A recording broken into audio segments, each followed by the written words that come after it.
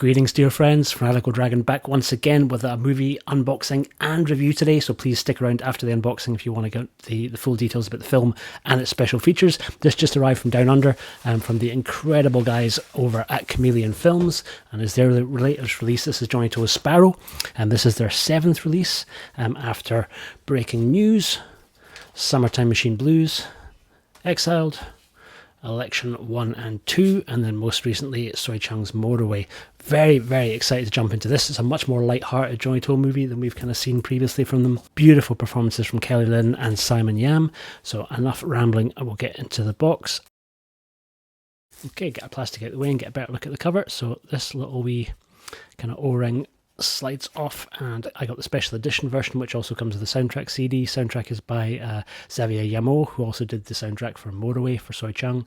So you get the track listing on the back, and then we get our beautiful slipcase inside, a repeat of that, but then I believe this is reversible, and we get a very cool alternate image,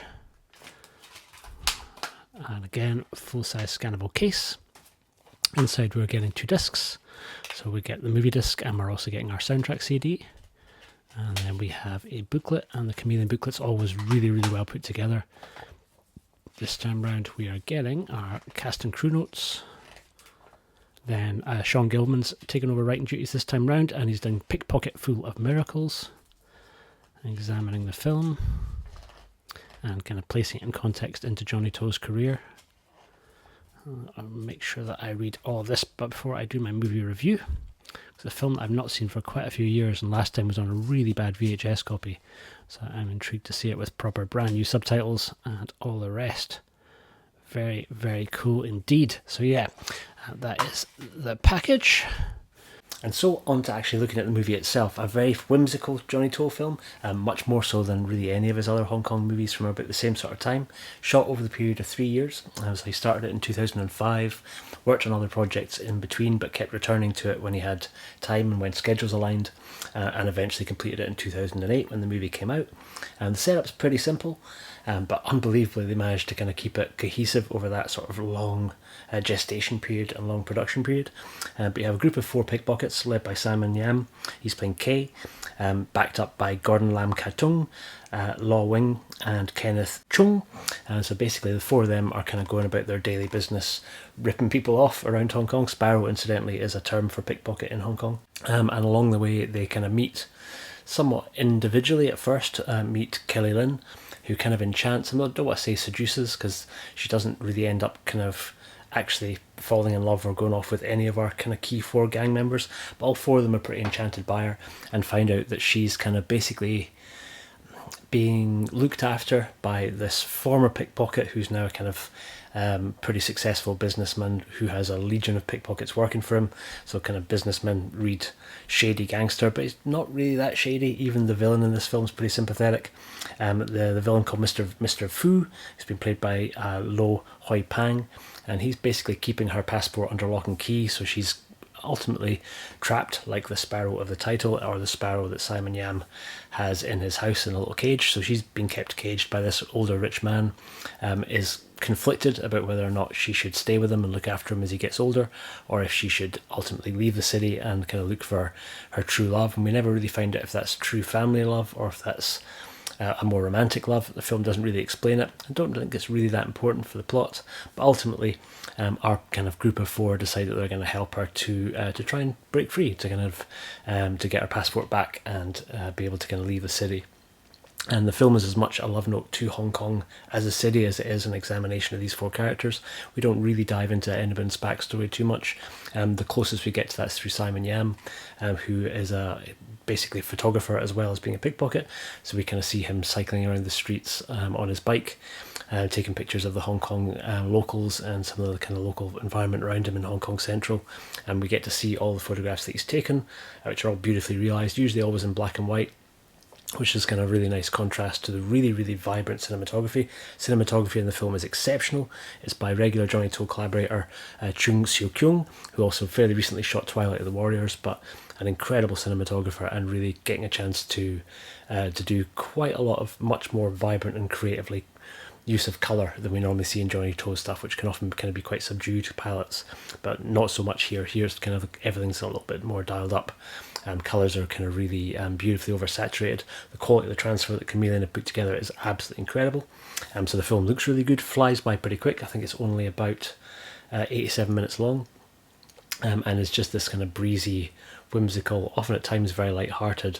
Nobody dies. There's not kind of really any kind of heavy stakes at play here. Even though the guys are criminals, they're portrayed very much as really sympathetic, and ultimately we kind of get to see the sort of bond between the four that are in that kind of gang, and it's just really, really nicely realised, beautifully acted. Our kind of four main gang members play off each other very well. They're all kind of quite slightly different character types, but you can kind of see how they kind of function as a unit and help each other out, which just kind of plays really wonderfully as this new element comes into their kind of group, as Kelly Lynn kind of joins the group and in their interactions, and kind of really throws their world upside down a little bit. There's a little bit of action through some of the chase sequences that we see with the gang trying to basically get the key to be able to kind of get her passport back. There's a really nice sequence where they go to kind of try and steal the key to be able to get into the safe to try and liberate her passport, when the gang kind of have to adopt dressing up in drag as nurses and kind of going and pretending to be masseurs to try and kind of get the key off Mr. Fu. It's really beautifully realised, and a wonderful end sequence in the rain with umbrellas that I don't want to spoil for you by saying too much, but just a really beautiful, really good fun, very light-hearted movie that I really, really enjoyed. Really different from the other movies from Johnnie To that Chameleon have put out so far, and just really nice to kind of see them diving into a film like this with such love. So they put together a really nice package for it. We get a great commentary by Frank Jeng. Frank's done most of the Chameleon commentaries for the Johnnie To movies they put out so far. We get Playful Departure, a video essay by filmmaker Zach Kloss. Runs for about 8.5 minutes long. That's kind of really good, sort of an examination of the movie and how it kind of contrasts to Johnnie To's other work.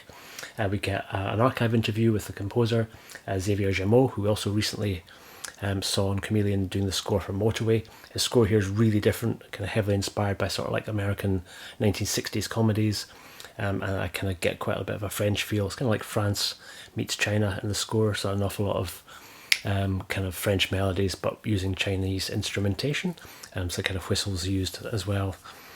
Just a really, really kind of beautiful score that kind of fits the film really, really well.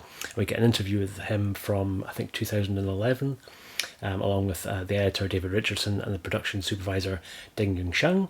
There's archival interviews with Johnnie To, Simon Yam, Kelly Lynn and Gordon Lam Kung Tung, which run for about maybe 35-40 minutes in total.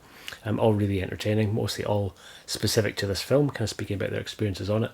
There's some footage from the gala premiere, press conference featurette, the making of Sparrow, which is only a couple minutes long, photo gallery and the theatrical trailer, and a great booklet. The booklet's really, really good, with an article by Sean Gilman, and he kind of does a bit more of a deep dive than we get in the visual essay on the disc, where he kind of really goes into kind of examining Johnnie To's career as a whole and how this film fits into it, and really how it compares to what his contemporaries doing.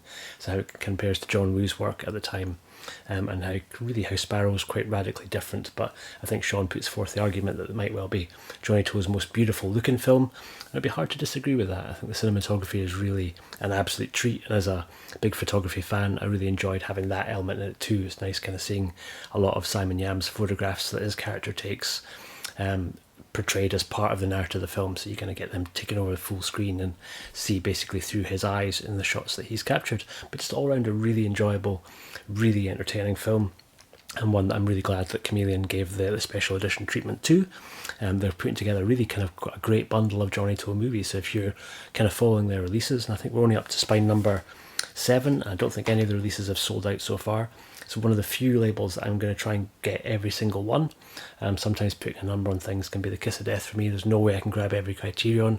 I have got all the 88 Shaw Brothers releases, the numbered spines, but it's really only those two, so 88 Films Shaw's and the Chameleon films, that I'm going to go out of my way to make sure that I track down every single spine number, because so far every single release has not disappointed and has really been rewarding in very different ways.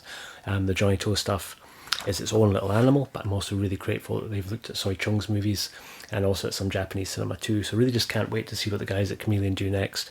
If you haven't picked up any of their releases, I'll leave links down below and you can kind of go and check out and see what they have. I've done reviews for I think all of their titles so far, so I will leave a link down to my playlist of those underneath as well, so you can check out the other movies they've put out.